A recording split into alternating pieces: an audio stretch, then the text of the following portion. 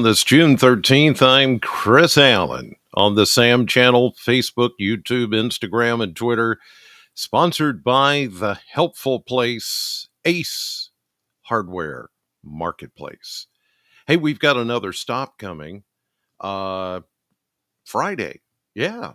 Let's see, today's the 13th. Yeah, Friday. I'm going to be in Cave City for the first time.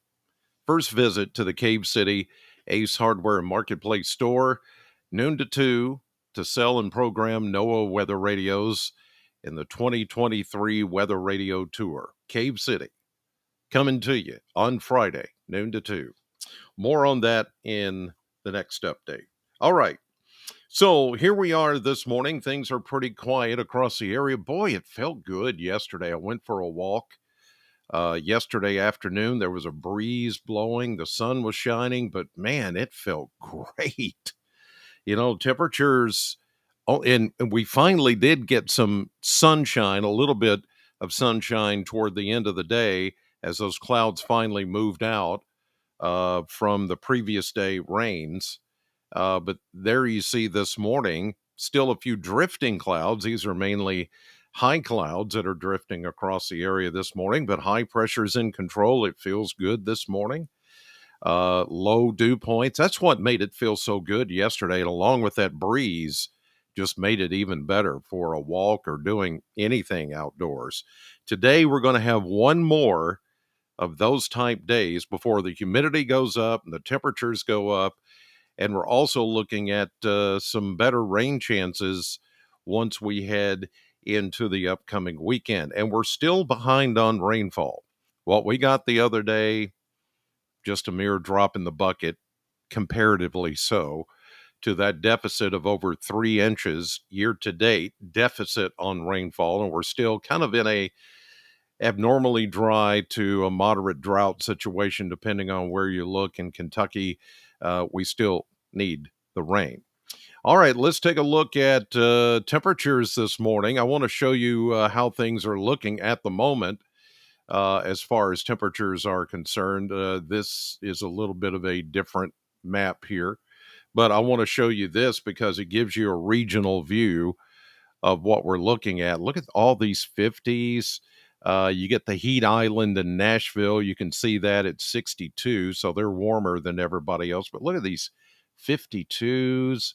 You start to see even some 40s off to the north of us, but you see the warm, moist air down to the south pretty clearly. You get to Memphis, you get into Mississippi, Alabama, into Georgia. That's when you start to see 60s showing up there. And even around Memphis, it's 70 this morning. So, the air looks good and feels good here, but it's not going to last. We're going to kind of get back into that regime where it's warm and muggy and yeah, you know what's coming. I mean, I don't have to tell you, you know that summer's coming in a few days officially, and we're going to feel it in the coming days. There's the 10-day blender. We're going to go near 80, upper 70s to near 80 today. Still one more day of that less humid air. Dew points are going to stay in the 50s today. So that means kind of like yesterday, you can walk outside, you can breathe, it's going to feel good, it's going to feel comfortable. There will be a light breeze from the west, southwest. Nice. Okay. But then starting tomorrow, we start to see a big warm up and we go through the next few days through the weekend and into next week being at the average of 86 or even warmer. You see some upper 80s in there, and it keeps the models keep pushing 90 back. You know what I mean? If you've looked at this, if you've watched this day by day, you can see how we've had 90s in here, should already be in the 90s a few days ago. It was saying projecting 90s, but look, it keeps pushing those 90s further and further out. That's because when all the models come together and start to get into better agreement on how things are going to play out, it just looks like the higher heat isn't ready to be out of the oven yet. it's so to speak. The cake is not baked yet. So, but it's going to get there and it's going to bake. Eventually it's going to bake. It's going to get hot. It's going to get humid. It is going to get more humid over the next few days. And we're also going to get those rain chances that'll be coming in as we get into the weekend. Let's check current temperatures right now, and it's currently 5 a.m. as I check the current temperatures, and there you go. If you're watching this later in the day, these are the 5 a.m. temperatures. Look at these 40s showing up at some of the mesonet sites, north central, still in eastern Kentucky. They start to see even down here. I mean, the Corvette plant mesonet site is at 47, and so is the Bon Air site in Barron County, 47. You start to see, well, look at there, 47 up in Ohio County near Hartford. How about 46 in Grayson County near Litchfield? 50s otherwise, you get further west, but man, this is really nice, but it's not going to last. Tonight's lows are going to be closer to 60. So we are going to warm up and things are going to get a little more humid over the coming days. So, and rain chances are going to get in there too. All right, let's check on that. Here's a look at the model map, and I'll show you that pesky low that continues to sit and spin over Michigan. Yet it's the same one we've been talking about for the last several days. That's just sitting there. It's a closed low, nowhere to steer. It is going to eventually move out, but the flow here is throwing these little pieces of energy, pinwheeling those things round counterclockwise through the Ohio Valley. So I think today we are going to continue to see not rain chances, but we will start to see clouds build back in maybe later in the day. As you can see there will be some showers north of us. And northern Kentucky, I think, Covington area, Cincinnati, you'll get clipped with some showers later this afternoon and early this evening. And then that energy begins to flow away. Finally, the low pressure system moving out. There it is at 996 millibars. It's sort of moderately strong. But it's all by itself. And so it's going to sit over Lake Erie and Pennsylvania into the upper New England states and continue to bring in some showers and still some renegade showers along an old boundary that is going to sit over northeastern Kentucky and produce some afternoon and evening showers in the mix. But for us in southern Kentucky, I'm going to keep it mainly dry. There is a very slight possibility that somebody tomorrow on Wednesday could get a shower. But for the most part, going to leave that out of the forecast as it's very disorganized after this. We get into Wednesday and to Thursday, we'll start to see more energy coming up from the Gulf of Mexico as far as some moisture.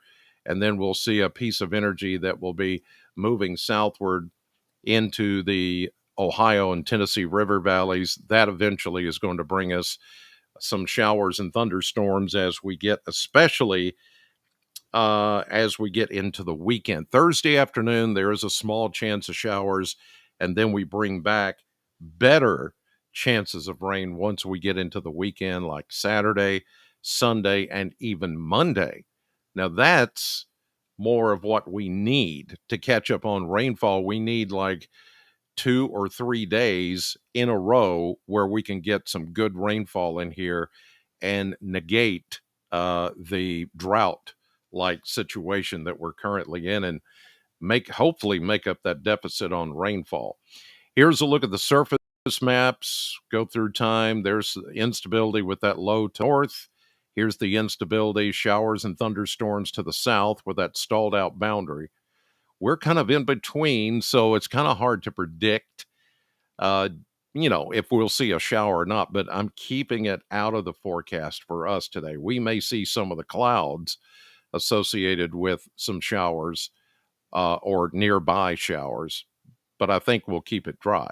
Now, I got to tell you, this map usually is painted in with some of the shower activity, but for some reason, they did not paint it in for the next few maps here. But I can tell you that shower chances, rain chances do go up. Here's Wednesday morning. We're quiet. Here comes a little weak cold front falling apart, little piece of energy here.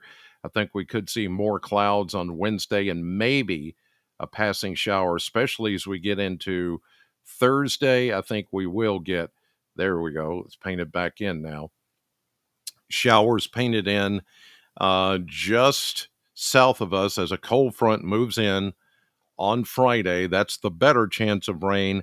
And then on and off through the weekend, Saturday, you see clusters of showers and thunderstorms as we get a warm front, which slows down, ripples of low pressure passing along a cold front. That's going to slow it down.